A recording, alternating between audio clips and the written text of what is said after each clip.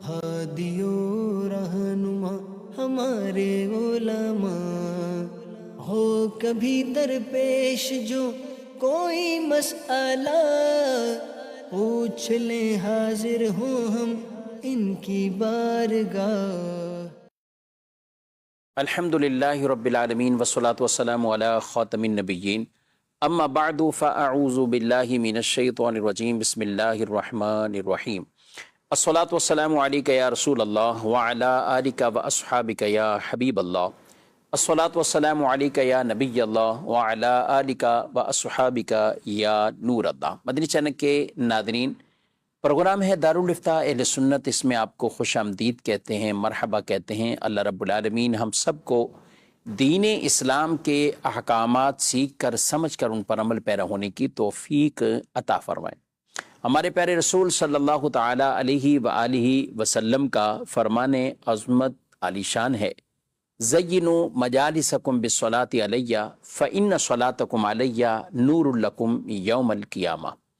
اپنی مجلسوں کو مجھ پر درود پڑھ کر آراستہ کرو کہ تمہارا مجھ پر درود پڑھنا قیامت کے دن تمہارے لیے نور ہوگا۔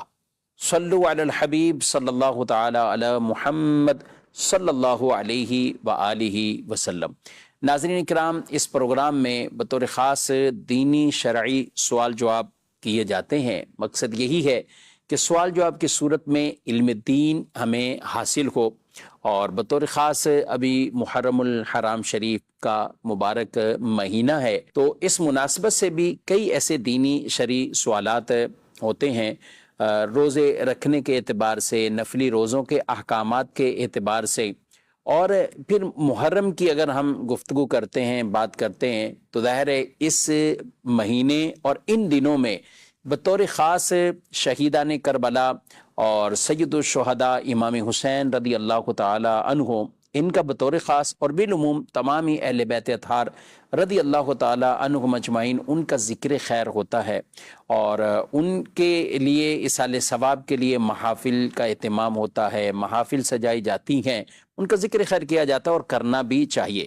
جب صحابہ کرام کے ایام آتے ہیں، الحمدللہ ہم صحابہ کرام علیہ رضوان کے ذکر خیر کے لیے محافل سجاتے ہیں۔ جب اہل بیت کا ہے تو پھر اہل بیت اطہار رضی اللہ تعالی عنہم اجمعین، ان کے لیے سال ثواب کیا جاتا ہے۔ تو اس مناسبت سے بھی کچھ سوالات انشاءاللہ ہم شامل کریں گے، اور آج کے پروگرام میں ہمارے ساتھ تشریف فرما ہے شیخ الحدیث مفتی محمد حسن رضا عطاری صاحب، ان کو بھی خوش آمدید کہتے ہیں۔ جزاک اللہ۔ کیسے مزاج کے؟ الحمدللہ رب العالمین علی کل حال۔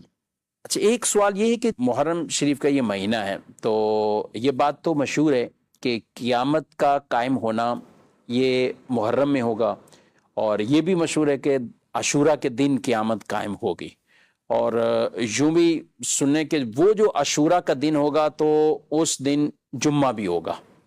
اب یہ ساری باتیں جو روایات میں ہم ملتی ہیں ہمیں، تو اگر ہم دیکھیں ابھی جو محرم یہ چل رہا ہے، تو عاشورہ کا دن، محرم کا مہینہ، 10 محرم جمعے کے دن، تو اس طرح کے سوالات بعض اوقات لوگ پوچھتے بھی ہیں، تو کیا کہتے ہیں آپ اس کے اوپر؟ بسم اللہ الرحمن الرحیم۔ اچھا، اس میں سے بعض باتیں تو احادیث کے اندر موجود ہیں، جیسے جمعہ کے دن قیامت کا قائم ہونا، صحیح، اور عاشورے کے دن ہونے کے حوالے سے بھی علماء نے اس بات کو بیان کیا ہے، اپنی کتابوں کے اندر لکھا ہے۔ عاشورے کے دن کے حوالے سے بعض کتابوں کے اندر مذکور ہے یہ، لیکن مسئلہ یہ ہے کہ قیامت کا جو علم ہے وہ اللہ پاک نے پوشیدہ رکھا ہے۔ نبی پاک صلی اللہ علیہ وسلم کو اس کا علم عطا فرمایا، لیکن آپ کو بھی آگے بیان کرنے سے منع فرمایا گیا۔ قیامت اچانک آنے کی، بغتتاً، قرآن پاک میں الفاظ ہیں کہ یہ اچانک آئے گی، لا تأتیکم الا بغتہ، یہ اچانک آئے گی۔ تو جو قیامت ہے اس کو رکھا گیا پوشیدہ، کہ کون سا سن ہوگا یہ بیان نہیں کیا گیا۔ ہاں، نشانیاں نبی پاک صلی اللہ علیہ وسلم نے بکثرت بیان فرمائی، اور صحابہ میں سے جیسے سیدنا حذیفہ رضی اللہ تعالیٰ عنہ کی حدیث مبارکہ یہ صحیح کے اندر موجود ہے، کہ جس میں یہ فرمایا کہ آپ علیہ السلام نے تخلیق کائنات سے، یعنی جب سے انسان کی ابتدا ہوئی بدء الخلق سے لے کر جنتی جنت میں داخل ہو گئے اور جہنمی جہنم میں داخل ہو گئے، ساری باتیں بتا دی۔ تو آپ علیہ السلام نے بتایا سب، لیکن جس کو جتنا یاد رہا اتنا یاد رہا، لیکن سن نبی پاک صلی اللہ علیہ وسلم نے بیان نہیں فرمایا، سال بیان نہیں سال نہیں بیان فرمایا. تو اس سے معلوم ہوا کہ یہ چیز پوشیدہ رکھی گئی. تو اب نشانیاں تو ہیں، لیکن ان نشانیوں کی بنیاد پر ہم یہ فیصلہ نہیں کر سکتے کہ یہ اسی بار ہے یا اسی سال ہے یا فلاں سال ہے یا فلاں سال ہے. نہیں، اس کی نشانیاں تو ابھی بہت ساری باقی ہیں. اس سے پہلے امام مہدی رضی اللہ تعالیٰ کا آنا، پھر دجال کا آنا، پھر حضرت عیسیٰ علیہ السلام کو تشریف لانا، یاجوج ماجوج کا آنا، سورج کا مغرب سے نکلنا، پھر اس کے بعد جو ہے وہ 3 زلزلے آنا، زمین کا دھسنا، بہت ساری نشانیاں، دابت الارض کا آنا، یعنی جو بڑی بڑی وہ نشانیاں باقی ہیں. اور ان کے بغیر قیامت نہیں قائم. نہیں، وہ نہیں ہوگی. تو ظاہر ہے کہ جو نشانیاں بیان فرمائی ہیں وہ تو ہوں گی. تو یوں اس طرح اندازے جو ہے نا وہ واقعی ایسا ہوتا ہے. کچھ اس طرح کے واقعات پیش آتے ہیں، لوگ اندازے لگانا شروع کر دیتے کہ یہ بس ابھی ہوا، ابھی امام مہدی رضی اللہ تعالیٰ تشریف لے کر آئے بس. تو یہ نہیں، ہم ان کے ہونے پر حق رکھتے ہیں کہ ایسا ہوگا ضرور جو نبی پاک صلی اللہ علیہ وسلم نے فرمایا ہے. لیکن چونکہ آپ علیہ السلام نے اس بارے میں واضح یہ نہیں فرمایا کہ اسی سن کے اندر، انہی سالوں کے اندر ہوگا، تو ہم اس کے اوپر یہ نہیں کہہ سکتے کہ اس طرح ہے. اب جیسے مثال کے طور پر یہ 10 محرم والی بات ہے تو ٹھیک ہے، جو کتابوں کے اندر لکھا ہوا ہے اس کے اعتبار سے یہ ہوگا. لیکن اب وہ جو 10 محرم ہے، ظاہر ہے کہ اعتبار تو چاند کا ہوتا ہے نا، چاند جہاں نظر آئے گا وہیں 10 محرم ہوگی. تو اب عرب شریف میں ایک دن پہلے چاند نظر آ گیا، صحیح، وہاں تو جو 10 محرم ہوگی، 10 محرم جمعرات کو ہوگی اور 11 کو جمعہ ہوگا. تو لہذا اب وہاں والوں کا جو لحاظ ہوگا اس اعتبار سے تو قیامت نہ قائم ہوئی نا. یعنی قیامت کا قائم ہونا تو پھر وہ ایسا پھر اتفاق ہوگا کہ ہر جگہ ہی وہی تاریخ ہوگی. ممکن ہے، اس پر بھی ہم کوئی جزم کے ساتھ نہیں کہہ سکتے. ممکن ہے کہ عرب اس کے مخاطب پہلے ہوں، کہ ظاہر ہے کہ نبی پاک صلی اللہ علیہ وسلم کے سب سے پہلے مخاطب تو عرب تھے نا، تو ممکن ہے کہ وہ ہوں. تو اس لیے ہر معاملے کے اندر اس اصول کو یاد رکھیں کہ جو کچھ نبی پاک صلی اللہ علیہ وسلم نے ارشاد فرمایا، ہم اس کے حق ہونے پر پورا اعتقاد رکھتے ہیں. جو فرمایا وہ ہوگا. لیکن اپنے اندازے سے کسی چیز پر جزم کر لینا کہ ایسا ہی ہوگا اور اسی وقت میں ہوگا، یہ طریقہ کار درست نہیں ہے. ٹھیک. تو اس لیے بس اتنی بات کو یاد رکھیں گے، انشاءاللہ کسی آپ تشویش کے اندر مبتلا نہیں ہوں گے. صحیح. اچھا چلیں، یہ بات تو ہوئی جمعے کے اعتبار سے بھی گفتگو. یہ روزہ رکھا جاتا ہے 10 محرم کو اور اس کا حدیث میں ذکر بھی ہے. اچھا دوسری طرف ہم دیکھتے ہیں تو وہ روایات بھی ہیں کہ جس میں جمعے کے دن روزہ رکھنے سے منع بھی کیا گیا. تو ان دونوں چیزوں کو آپ کیا فرماتے ہیں؟ ایک روایت میں جمعے کے دن روزہ رکھنے سے منع ہے، یعنی نفلی روزہ جمعے کو نہیں رکھیں گے، اور 10 محرم کو روزہ رکھنے کی ترغیب ہے، فضیلت بیان کی گئی ہے. جمعہ کا روزہ رکھنے کے حوالے سے بھی جو کلام ہے وہ ہے تنہا روزہ رکھنا. صحیح. اگر ایک دن پہلے یا بعد کا ملا کے رکھا تو اصلاً کوئی حرج نہیں ہے. اور اسی طرح جو عاشورے کے دن کا روزہ ہے اس کے حوالے سے بھی یہ ترغیب موجود ہے کہ اس سے پہلے یا بعد ایک روزہ ملا کے رکھا جائے. لیکن اگر کوئی شخص صرف تنہا جمعہ کا روزہ رکھتا ہے اور اس کا مقصود جمعہ کے دن کی تعظیم نہیں ہوتی، بلکہ وہ ایک جمعہ کا ایک روزہ رکھ رہا ہے کہ بھئی اس دن روزہ رکھ رہا ہوں، جمعے کو مخصوص کرنا میرا مقصود نہیں ہے، تو اس میں کوئی حرج نہیں ہے. وہ جمعہ کے دن ویسے بھی روزہ رکھ سکتا ہے، یعنی عام حالت ہے، عام حالت میں عاشورہ نہیں ہے، کچھ بھی نہیں، ہم عام حالت کی بات تو بھی رکھ سکتا ہے. بہتر یہ ہے کہ جمعرات یا ہفتے کا ساتھ ملا کے رکھے. اچھا اسی طرح عاشورے کا دن کا روزہ رکھنا بھی تنہا ممنوع نہیں ہے. اگر کوئی رکھتا ہے تو ٹھیک. نبی پاک صلی اللہ تعالیٰ علیہ وآلہ وسلم نے اس کی ترغیب دی کہ جب آپ علیہ السلام مدینہ منورہ تشریف لے کر آئے تو آپ نے یہود کو دیکھا کہ وہ روزہ رکھ رہے ہیں، تو پوچھا کہ تم کیوں روزہ رکھتے ہو؟ تو انہوں نے کہا کہ اس دن اللہ پاک نے موسیٰ علیہ السلام کو فرعون سے نجات دی تھی، یعنی ان کے آبا و اجداد جو تھے ان تمام کو موسیٰ علیہ السلام کے ساتھ فرعونیوں سے نجات دی تھی، تو وہ اس کے شکرانے کے اندر 10 محرم کا روزہ رکھتے تھے کہ اس دن ان کو چھٹکارا ان سے فرعون سے حاصل ہوا تھا. تو نبی پاک صلی اللہ علیہ وسلم نے فرمایا کہ ہم موسیٰ علیہ السلام کے زیادہ قریب ہیں. پھر صحابہ کو اس بات کا حکم دیا کہ اگلے سال روزہ رکھنا ہے، اور فرمایا کہ ایک روزہ مزید ملا کے اس کے ساتھ رکھیں. لیکن وہ بطور ترغیب تھا، لہذا اگر کوئی فقط 10 محرم کا روزہ بھی رکھتا ہے تو اس کو کوئی گناہ گار نہیں کہا جائے گا، بلکہ 10 محرم کے روزہ رکھنے کا اسے ثواب ملے گا. ٹھیک. بہتر یہ ہے کہ 9 یا 10 کا روزہ ملا کر وہ رکھے. تو لہذا عاشورہ جمعہ کے دن بھی آ رہا ہو تو پھر آپ روزے کی نیت رکھیں اس میں کہ عاشورے کے دن کا روزہ رکھ رہے ہیں، تو اس میں کوئی حرج نہیں ہے۔ ہاں بہتر یہ ہے کہ آپ جمعرات کو بھی روزہ رکھ لیں یا آپ ہفتے کے دن کا روزہ رکھیں۔ اچھا، ویسے جمعے کے دن روزہ رکھنا منع کیوں گے؟ عام حالت میں جمعے کا دن تو ایک مبارک دن ہے اور ایک نیکی 70 کے برابر یہ بھی بشارتیں ہیں، تو پھر جمعے کے دن روزہ کیوں منع؟ نبی پاک صلی اللہ علیہ وسلم نے اس سے منع فرمایا ٹھیک، کہ اس دن آپ نے خاص طور پہ پوچھا ام المومنین رضی اللہ تعالی عنہا سے کہ آپ نے کل کا روزہ رکھا تھا؟ کہ نہیں، کہ کل کا روزہ رکھنے کا ارادہ ہے نہیں، تو پھر منع فرمایا اس سے کہ جمعے تو جمعے کا روزہ رکھنے سے۔ تو آپ علیہ الصلوۃ والسلام نے جب اس سے منع فرما دیا، اور یہ ایک مخصوص دن ہے مسلمانوں کی عید کا، مسلمانوں کی عبادات کا، تو اس کے اہتمام کی بنیاد پہ ممکن ہے کہ آپ علیہ الصلوۃ والسلام نے اس سے منع یعنی آج سے اس وقت دیکھیں تو جمعے کے لیے تو لوگ صبح کے صبح ہی نکلنا شروع ہو جاتے ہیں اپنے علاقوں سے۔ جی، لیکن ظاہر ہے کہ یہ صرف ایک نبی پاک صلی اللہ علیہ وسلم کی شفقت و مہربانی تھی، ٹھیک، ورنہ جمعہ کا روزہ رکھنا اس میں ویسے کوئی حرج نہیں ہے، جیسے اور دن کے روزے رکھے جا سکتے ہیں اس میں جمعہ کا روزہ بھی رکھا جا سکتا ہے۔ ہاں بہتر وہی ہے جو نبی پاک صلی اللہ تعالیٰ علیہ وآلہ وسلم کی ترغیبات ہیں اس کے اوپر عمل کیا جائے۔ جی مزید سوال۔ میرا نام محمد آصف اتاری ہے۔ میرا مفتی صاحب سے یہ سوال ہے کہ اگر کسی خاتون یا مریض کے ذمے رمضان المبارک کے قضا روزے ہوں اور وہ عاشورے کی فضیلت بھی پانا چاہتا ہو تو کیا ایک ہی روزے میں رمضان کی قضا اور محرم الحرام کے نفل روزے کی نیت کی جا سکتی ہے؟ جی یہ تو مشہور سوال ہے، جب شوال کے روزے آتے ہیں تو اس میں بھی ہوتا ہے، ذی رجب الحجہ میں کے بھی، روزے شعبان میں بھی، سب میں ہوتا ہے۔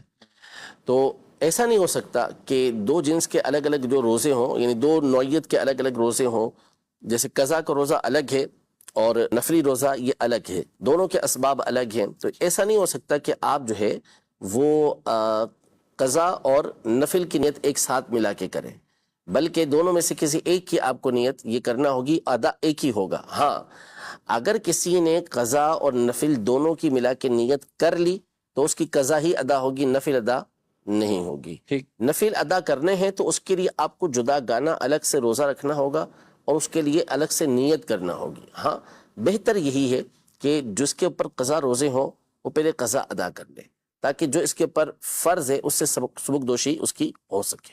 ٹھیک ہے جی، مزید سوال۔ مفتی صاحب سے میرا سوال ہے کہ محرم میں بعض مخصوص کھانے جیسے کھچڑا یا شربت کو شہداء کربلا کے نام سے منسوب کرنے اور انہیں شرعی طور پر بابرکت یا ضروری سمجھنے کے رجحان پر فقہائے کرام، فقہائے اہل سنت کا کیا حکم ہے؟ ارشاد فرما دیں۔ مخصوص ہی کھانے اور ان کو اہل بیت سے منسوب کرنا اور پھر ان کو شرعی طور پر ضروری سمجھ لینا، یہ تو خیر سوال کرنے والے نے ایک اپنی طرف سے یا سوال پوچھا ہے یا اضافہ کیا ہے، لیکن عام عوام کیا اس کو شرعی طور پر بھی ضروری سمجھتی ہے؟ آپ دونوں طرف کی بات کیا فرماتے؟ ضروری اگر کوئی سمجھتا بھی ہے، مثال کے طور پہ چلے ان کی بات کو تسلیم کر لیتے ہیں تو اس کا ضروری سمجھنا غلط ہو جائے گا نا، چیز غلط نہیں ہو جائے گی۔ وہ اگر ضروری سمجھتا ہے تو اس کا یہ اعتقاد اور اس کا گمان یہ غلط ہوگا، ورنہ عمومی طور پر جو اہل سنت ہیں یہ اس کو ضروری اور لازم سمجھتے ہی نہیں ہیں، کرتے ہمیشہ ہیں ٹھیک، اور کرنا بہتر سمجھتے ہیں، نہ کرنے پر اپنے آپ کو محروم سمجھتے ہیں، تو یہ غلط نہیں ہے۔ مستحبات جو شریعت مطہرہ کے اندر ہوتے ہیں اس پر ہمیشگی یہ پسندیدہ ہے، یعنی جبکہ اس کو لازم نہ سمجھے لیکن اس پر ہمیشگی اختیار کرے، یہ پسندیدہ کام ہے۔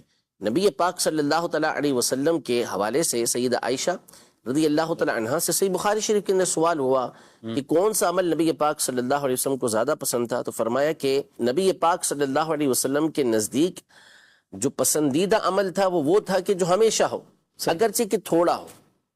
تو یہ جو تھوڑے کی بات کی ہے یہ ظاہر ہے کہ فرض واجبات کے علاوہ ہے، لازم کے علاوہ ہے، جو نفلی ہیں وہ، مستحبات عمل ہیں وہ۔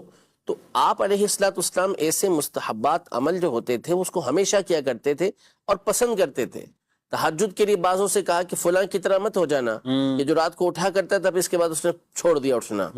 تو یہ ترغیبات ہیں کہ جو نیک اعمال ہوتے ہیں اس کے اوپر بندہ ہمیشگی اختیار کرے۔ تو اب یہ محرم کے کھچڑے ہوں، محرم کی نیازیں ہوں، شربت ہوں، پانی پلانا ہو، یہ تمام کے تمام اعمال اول تو کوئی اس کو واجب سمجھتا نہیں، فرض سمجھتا نہیں، اس پر ہمیشگی اختیار کرتا ہے تو یہ پسندیدہ ہے.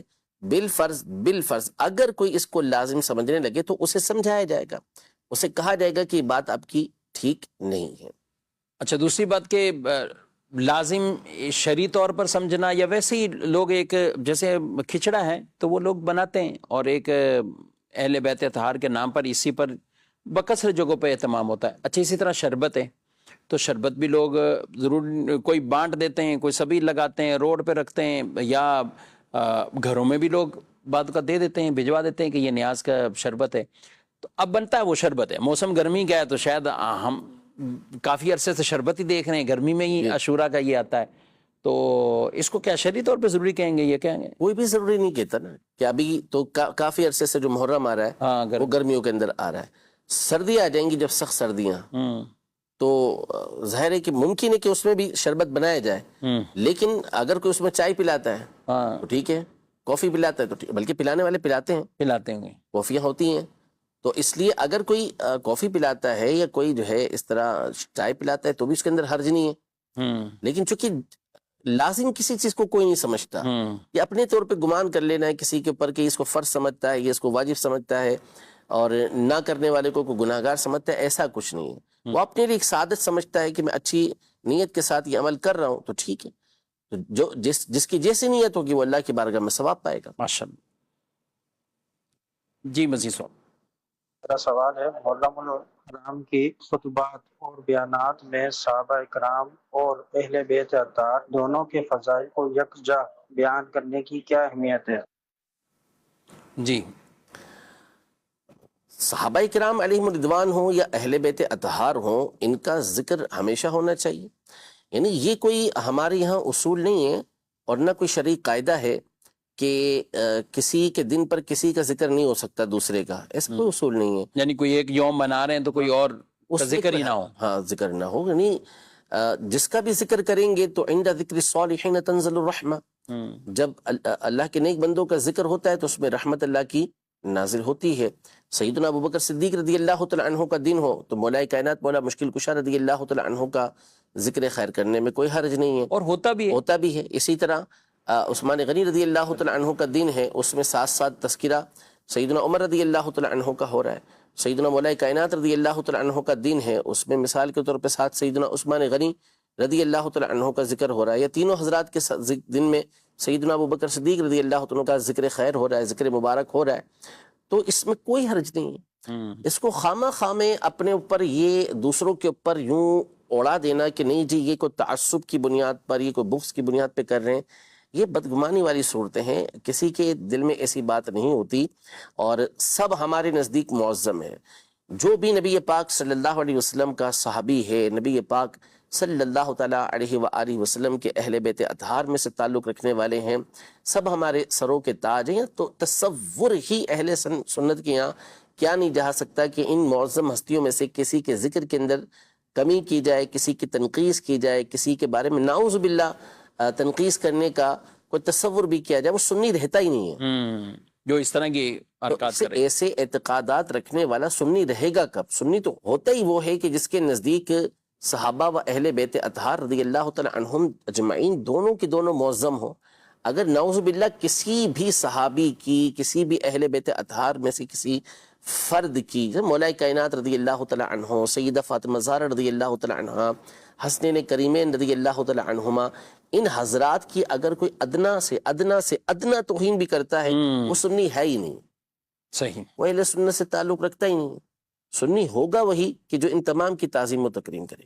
مدنی چینل پر آپ اس طرح دیکھتے ہیں کہ جب ابھی یہ ایام چل رہے ہیں تو الحمدللہ صحابہ اکرام علیہ رضوان بالخصوص چاروں خلفائے راشدین، ان کا بھی ذکر خیر، اور پھر آخری 5-6 دن لگاتار اہل بیت اطہار رضی اللہ تعالیٰ عنہ ان حضرات کے ذکر خیر ہوتے ہیں.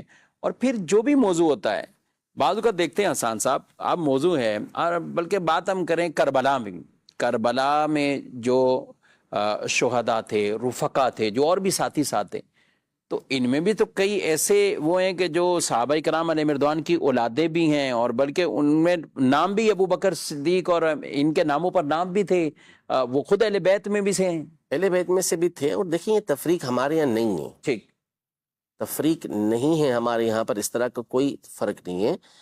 دونوں کی جو محبتیں ہیں ان کی وجہ نبی پاک صلی اللہ تعالیٰ علیہ وسلم سے تعلق ہے. ٹھیک.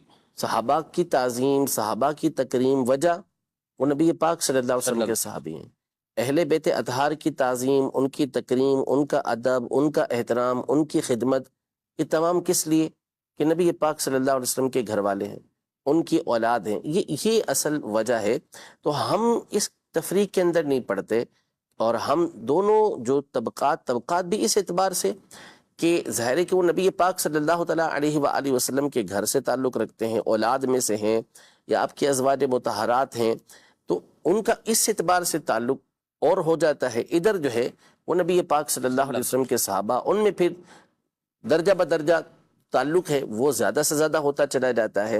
تو ہر ایک کا تعلق اسی بنیاد پر. اب صدر الشریعہ بدر الطریقہ مولانا امجد علی اعظمی رحمۃ اللہ تعالی کی تعبیر آپ دیکھیں، گفتگو کا انداز دیکھیں، کہ آپ کہتے ہیں کہ ہر ادنا سے ادنا صحابی، اور ان میں ادنا کوئی نہیں ہے. واہ واہ سبحان. عقیدہ بھی سمجھا رہے ہیں اور ساتھ یہ بھی، یعنی جیسے صحابہ کے ویسے طبقات کیے جائیں تو بلند یعنی سب سے بڑا کبار صحابہ کرام علی مردوان ہوتے ہیں، اور 7 درجے کے ہوتے ہیں. پھر جو صغار یعنی وہ صحابی کے جن کو یا تو نبی پاک صلی اللہ تعالیٰ علیہ وآلہ وسلم کی صحبت کا عرصہ کم ملا یا عمر شریف چھوٹی تھی.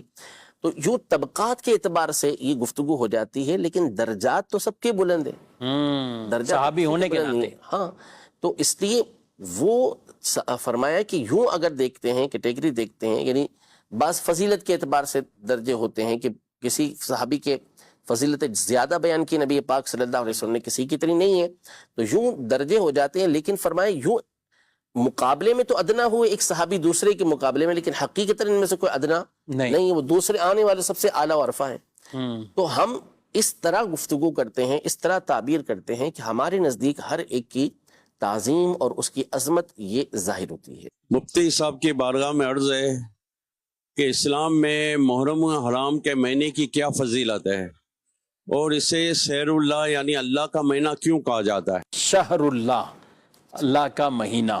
اور کیا اہمیت ہے محرم الحرام شریف کی؟ اور محرم الحرام کی اہمیت تو بہت زیادہ ہے، کیونکہ یہ حرمت والے مہینوں میں سے ایک مہینہ ہے. تو قرآن مجید فرقان حمید میں اللہ پاک نے ارشاد فرمایا ان عدت الشہور عند اللہ 12 شہرا فی کتاب اللہ یوم خلق السماوات والارض منها 4 حرم. یعنی جس وقت اللہ نے آسمانوں اور زمینوں کو پیدا فرمایا تو اسی وقت اللہ کے نزدیک مہینوں کی گنتی 12، اور ان میں سے 4 ہیں وہ حرمت والے ہیں، یعنی عظمت والے ہیں، تعظیم والے ہیں. ان مہینوں کی عظمت اللہ پاک نے مشرکین مکہ تک کے دلوں میں رکھی ہوئی تھی. وہ اس وقت بھی سارا سال لڑتے جھگڑتے تھے، قتال کرتے تھے، لوٹ مار کرتے تھے، لیکن جب یہ 4 مہینے آتے سب بند، لڑتے نہیں تھے، جھگڑتے نہیں تھے، اور امن و سکون والے یہ مہینے ہوتے تھے. کسی نے سفر کرنا ہے، کسی نے اس دور میں بھی مکہ مکرمہ آنا ہے، تو وہ ان مہینوں کا خاص طور پہ انتخاب کیا کرتا تھا کہ اس میں کوئی جان کا، کوئی مال کا خطرہ نہیں رہے گا. تو یہ تعظیم ان کے دلوں کے اندر تھی. اسلام نے اس کو برقرار رکھا، اس کو مٹایا نہیں.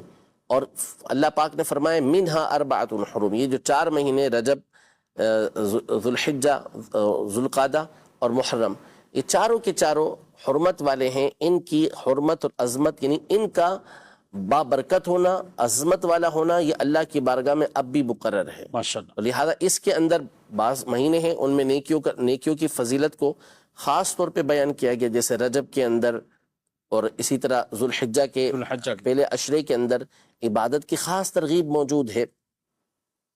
محرم الحرام میں تو بالخصوص جو عاشورے کا دن ہے اس کی تو کئی فضیلتیں حدیث کے اندر آئی ہیں، جیسے یہ روزہ رکھنے کی فضیلت کے حوالے سے ارشاد فرمایا. پھر کئی واقعات مفسرین نے کتابوں کے اندر لکھے کہ یہ بھی 10 محرم کے دن ہوئے. بعض کتابوں کے اندر یہ بھی لکھی ہوئی کہ قیامت بھی جو ہے وہ عاشورہ کے دن آئے گی. تو یوں عاشورہ، اور پھر اس کے بعد اسلام میں جو اہمیت اس کو حاصل ہوئی عاشورہ کے دن کو، وہ ہوئی سیدنا امام حسین، امام علی مقام، امام کربلا رضی اللہ تعالی عنہ کی شہادت کی نسبت سے. کہ اسی دن آپ کو کربلا کے میدان میں نعوذ باللہ معاذ اللہ کس انداز میں آپ کو شہید کیا گیا تھا. یعنی ایک ایسی شہادت تھی کہ جو دل کو دہلا دینے والی تھی. تو آپ نے اسلام کی خاطر ایک عظیم قربانی دی. تو پھر گویا کہ ایسا ہوا کہ یہ 10 محرم کے جو دیگر فضائل تھے ان تمام پر سیدنا امام حسین رضی اللہ تعالی عنہ کی جو قربانی والا واقعہ وہ غالب آ گیا.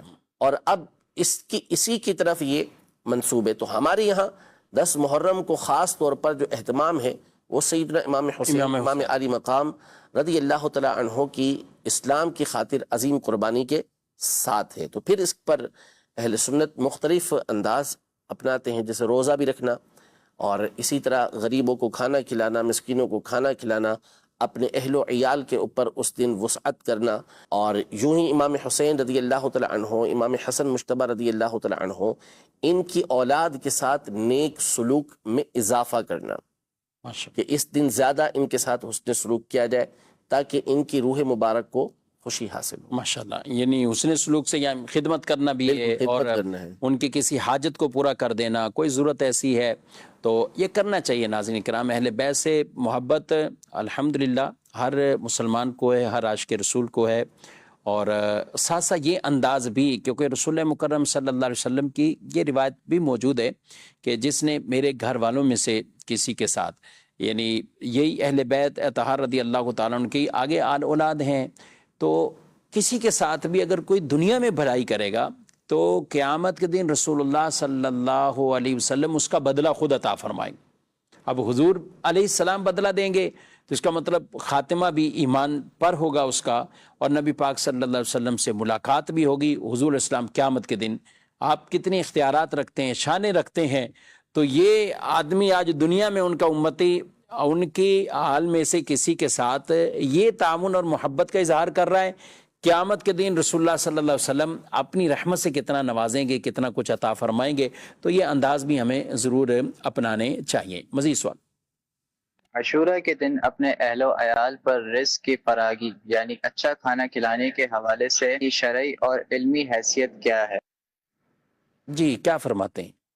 میں نے اس پر ڈیٹیل کے ساتھ ایک کلپ بنایا تھا، من وسع علی عیالہ یوم عاشورہ وسع اللہ علیہ، کہ جو عاشورہ کے دن اپنے گھر والوں کے اوپر وسعت کرتا ہے تو اللہ پاک اس کے جو ہے وہ رزق کے اندر وسعت عطا فرماتا ہے.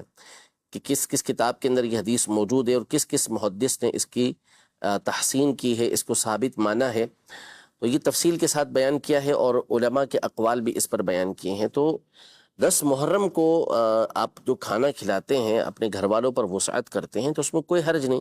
یہ حدیثوں کے اندر بھی موجود ہے اور جو محدثین ہیں ان کے کلام کے اندر بھی گفتگو موجود ہے کہ اس کے فوائد انہوں نے خود اپنی آنکھوں سے دیکھے. روایت ٹھیک ہے، روایت ٹھیک ہے، روایت ٹھیک ہے، روایت ٹھیک ہے. صحیح.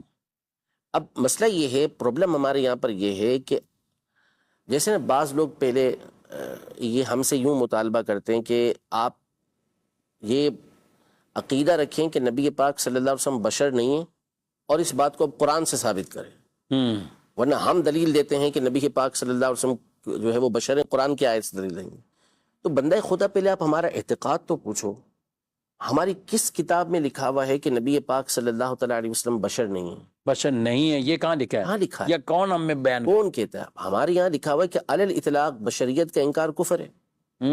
ہاں، نبی پاک صلی اللہ علیہ وسلم کو عام بشر کہنا اور اس انداز میں گفتگو کرنا، یہ کفر کی صورتیں بنتی ہیں. کہ جو توہین والے انداز میں کہے گا وہ کفر کے اندر پڑ جائے گا، وہ الگ بات ہے.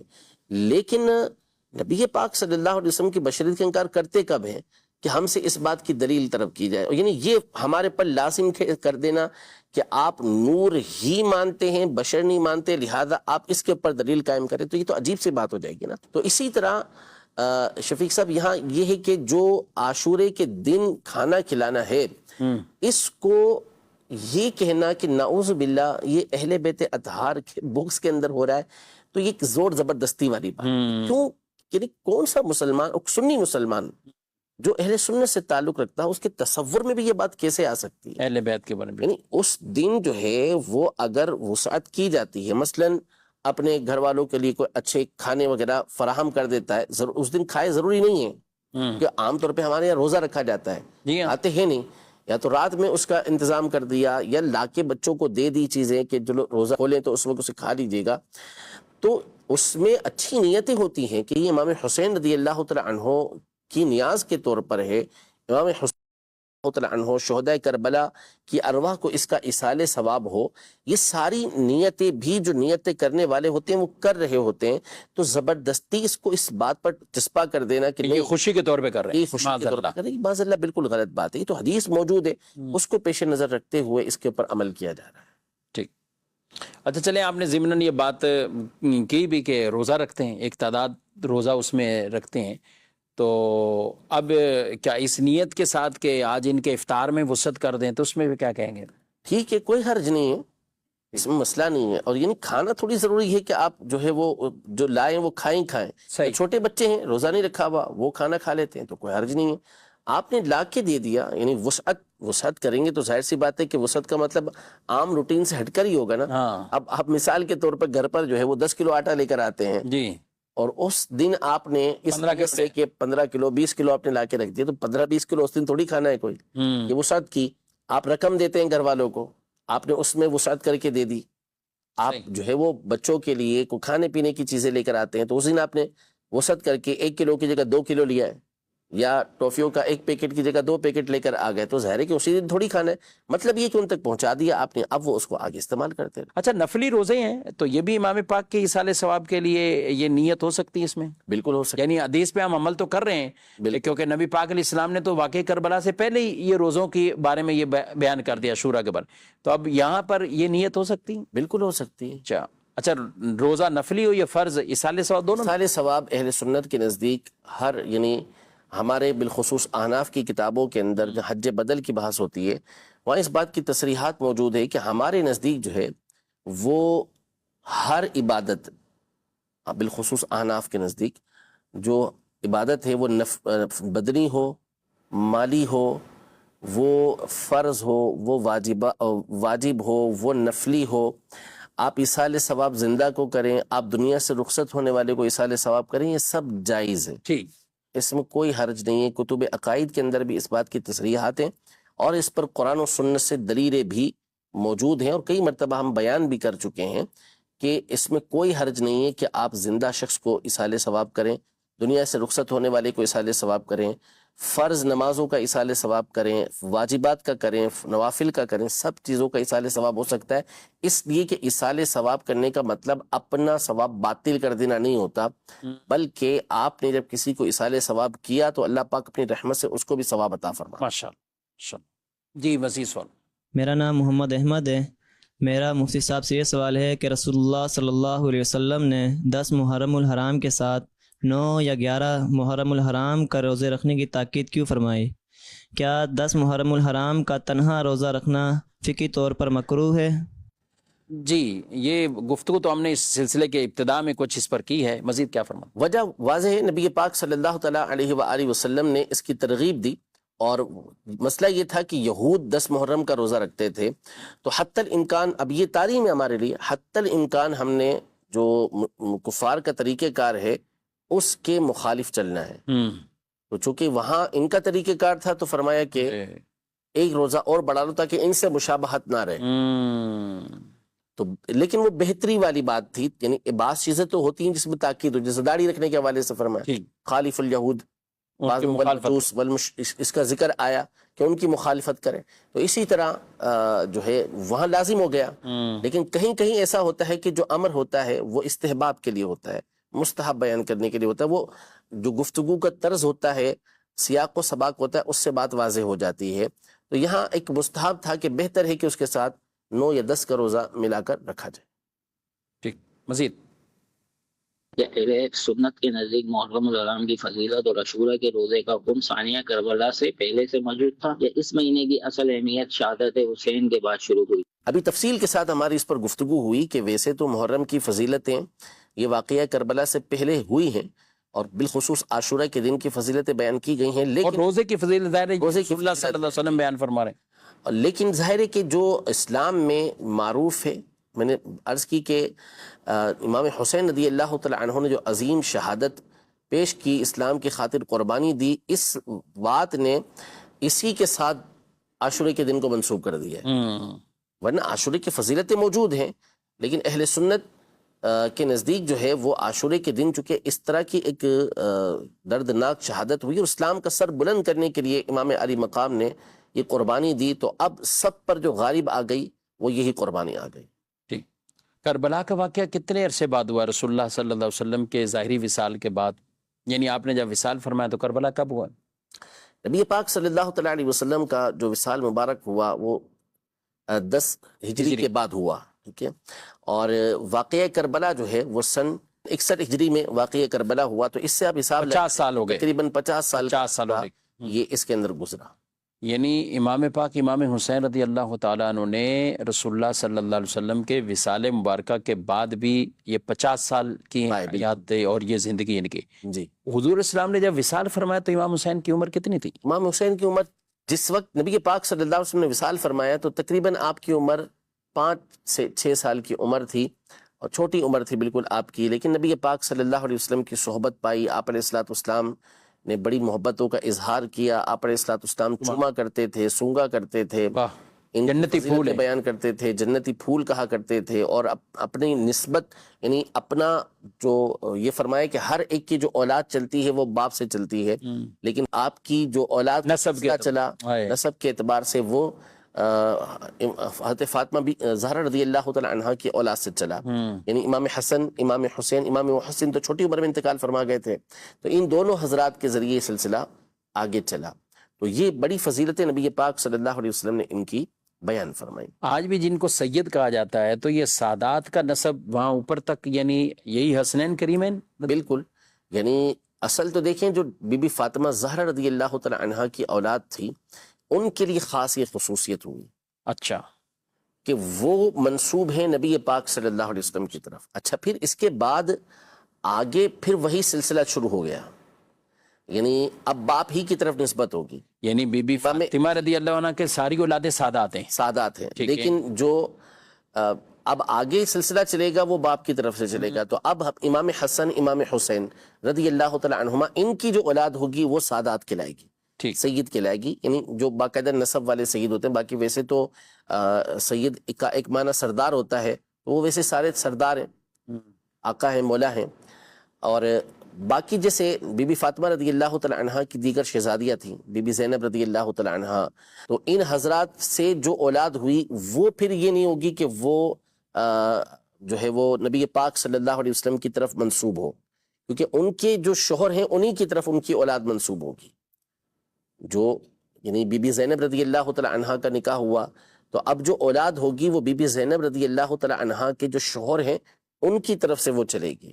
بی بی فاطمہ جو تھیں، بی بی فاطمہ صغریٰ جو تھیں، ان سے جو نکاح ہوا تو اب ان کی تو چلے بہرحال امام حسن مثنیٰ سے ہوئی تو پھر وہ سلسلہ تو اوپر چلتا ہے، وہ پہلے ان کے شہزادے عبداللہ، حضرت عبداللہ محض، یہ پہلے حسینی حسنی سید تھے، تو یوں جو نسبت ہے اصل وہ امام حسن اور امام حسین رضی اللہ تعالی عنہما کو حاصل ہوئی، کیونکہ آپ کے 3 شہزادے ہوئے، ان میں سے ایک شہزادے جو ہے وہ بچپن میں وصال کر گئے، تو 2 ہی شہزادے تھے، ان دونوں سے نبی پاک صلی اللہ علیہ وسلم کی جو اولاد ہے وہ آگے چلی ہے۔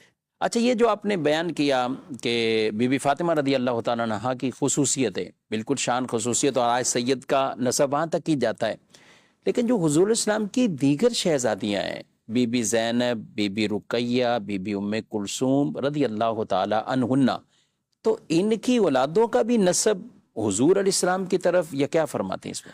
دیکھیں، نسب تو صرف بی بی فاطمہ رضی اللہ تعالی عنہا کے لیے یہ سعادت ملی ہے، ٹھیک، نبی پاک صلی اللہ علیہ وسلم نے اس کا بیان فرمایا۔ بی بی ام کلثوم رضی اللہ تعالی عنہا جو تھی ان کے یہاں تو اولاد ہی نہیں ہوئی تھی، ٹھیک ہے۔ حضرت سیدہ رقیہ رضی اللہ تعالی عنہا کے یہاں شہزادے ہوئے تھے حضرت عبداللہ، لیکن وہ بچپن میں وصال کر گئے تھے، وہ 5-6 سال کی عمر تھی اس میں ان کا وصال ہو گیا تھا۔ حضرت بی بی زینب رضی اللہ تعالی ایک ہی اولاد تھی بی بی رقیہ کی، بی بی رقیہ کی ایک ہی اولاد، بی بی زینب رضی اللہ تعالی عنہا جو نبی پاک صلی اللہ علیہ وسلم کی سب سے بڑی شہزادی ہیں، ان کے ایک شہزادے تھے حضرت علی، ٹھیک، لیکن وہ بھی بچپن میں ہی انتقال کر گئے۔ دوسری ان کی ایک شہزادی تھی حضرت سیدہ امامہ رضی اللہ تعالی عنہا، جن سے نبی پاک صلی اللہ علیہ وسلم بہت محبت فرمایا کرتے تھے، بخاری شریف کی ان کے واقعات مشہور روایت ہے ان کی، اور واقعات کتابوں کے اندر موجود ہیں۔ تو اب وہ تو خاتون ہیں، تو اب ان کی جن سے شادی ہونی تھی انہی کی طرف ان کی نسبت ہونی تھی، اور ان کی جو شادی ہوئی پہلے یہ مولا کائنات رضی اللہ تعالیٰ عنہ کے ساتھ ہوئی. جب حضرت بی بی فاطمہ زہرا رضی اللہ تعالیٰ عنہا وصال فرما گئیں تو انہی کے کہنے پر بی بی فاطمہ زہرا رضی اللہ تعالیٰ عنہا نے اپنے وصال سے پہلے حضرت علی رضی اللہ تعالیٰ عنہ کو کہہ دیا تھا کہ وصال کے بعد آپ حضرت امامہ رضی اللہ تعالیٰ عنہا سے شادی کر لیجئے گا، تاکہ امام حسن مجتبی اور امام حسین رضی اللہ تعالیٰ عنہما کی پرورش بھی اچھے انداز میں ہو سکے. حضرت بی بی امامہ رضی اللہ تعالیٰ عنہا کا نکاح مولا کائنات رضی اللہ تعالیٰ عنہ سے ہوا تھا. لیکن یعنی بی بی زینب رضی اللہ تعالیٰ عنہا کی جو اولاد میں سے تو یہ شہزادی امامہ رضی اللہ تعالیٰ عنہ، ان کا بھی نکاح حضرت علی سے ہوا. جی، یعنی ان سے آگے نسل چلی. ہوا کب؟ جب بی بی فاطمہ رضی اللہ تعالیٰ عنہا کا وصال ہو گیا. ایک تو اس وجہ سے کہ بی بی فاطمہ رضی اللہ تعالیٰ عنہا کی زندگی میں حضرت علی رضی اللہ تعالیٰ عنہ کو ویسے ہی دوسرا نکاح کرنے کی اجازت نہیں تھی، اور یہ ویسے ہی بی بی فاطمہ رضی اللہ تعالیٰ عنہا کی بھانجی تھی. بھانجی اور خالہ سے ویسے ہی ایک موقع ایک ساتھ نکاح نہیں کیا جا سکتا. صحیح. تو بی بی فاطمہ رضی اللہ تعالیٰ عنہا نے ہی فرمایا تھا کہ انتقال کے بعد ان سے پھر آپ نکاح کیجیے. نکاح کریے. اچھا، جو حضرت علی رضی اللہ تعالیٰ عنہ کے دیگر اس طرح کے نکاح تھے تو وہ جو اولادیں کہلاتی وہ کیا کہلاتی؟ وہ علوی کہلاتی. ٹھیک. یعنی فضیلتیں جن کی ہیں وہ اپنی جگہ پہ مسلم ہیں، لیکن جن کا نسب نبی پاک صلی اللہ علیہ وسلم تک جائے گا وہ امام حسن امام حسین رضی اللہ تعالیٰ عنہما کی اولاد ہے.